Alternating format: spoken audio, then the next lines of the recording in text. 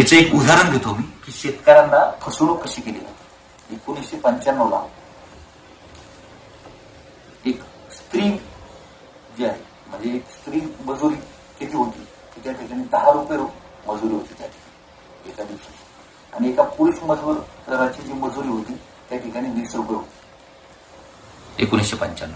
आणि 1995ला ज्वारीचे भाव किती होते, तो 300 रुपये. मग मला सांगा, जी मजुरी स्त्री मजुरी 10 वरून 250 रुपयापर्यंत गेली, ज्या पुरुषाची मजुरी 20 वरून 500 रुपयापर्यंत गेली, म्हणजे स्त्रीची मजुरी 25 पट वाढली, पुरुषाची मजुरी 25 पट वाढली. जी खताची बॅग 100 रुपयाला होती ती 1800 रुपयाला झाली.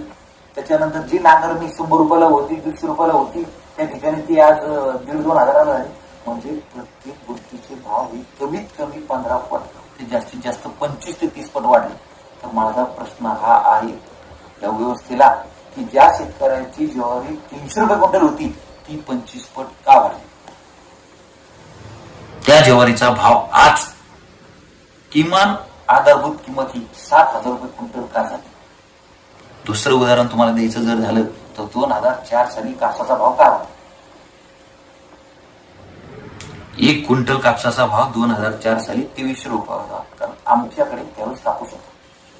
तो कापूस विकलेल्या ते डायरीमध्ये तो भावही लिहिलेला, माझ्या वडिलांनी जी डायरी मेंटेन केलेली आहे त्याच्या आजही तो भाव आहे. 2300 रुपये कापूस क्विंटल कापूस शिष्याला विकला.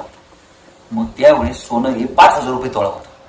म्हणजे 2 क्विंटल कापूस विकल्यानंतर 1 तोळा सोनं येत होतं. त्यामुळे आज सोन्याचा भाव 1,20,000 रुपये झालेला आहे.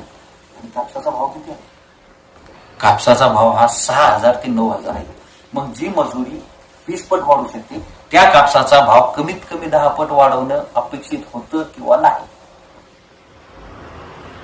2300 रुपयापासून आज कापसाचा भाव कमीत कमी 23,000 रुपये क्विंटल असणं गरजेचं होतं. जर ह्या पटीत जर भाव वाढले असते तर आज शेतकऱ्याला आत्महत्या करायची गरज नव्हती. आज तुमच्या मदतीचीही गरज नव्हती. सरकार हे मी तुम्हाला मदत मागतोय ना, की तुम्ही मजबूर केलं शेतकऱ्याला मदत मागायला, तुम्ही विकलांग करून ठेवलंय शेतकऱ्यांना. कारण जो प्रोडक्शन करतो तो जर मालाचा भाव ठरवत नसेल तर हे एकमेव फक्त शेतकऱ्यांच्याच बाबतीत होतं. 10 रुपयाची डव आज 90-100 रुपये विकली जाते. मागच्या 5-10 वर्षात का, तर त्याचं प्रोडक्शन वाढलंय म्हणून, प्रोडक्शनची किमती वाढल्या म्हणून, प्रोडक्शन कॉस्ट वाढली म्हणून. मग मी म्हणतो शेतकऱ्यांची प्रोडक्शन कॉस्ट वाढली नाही का.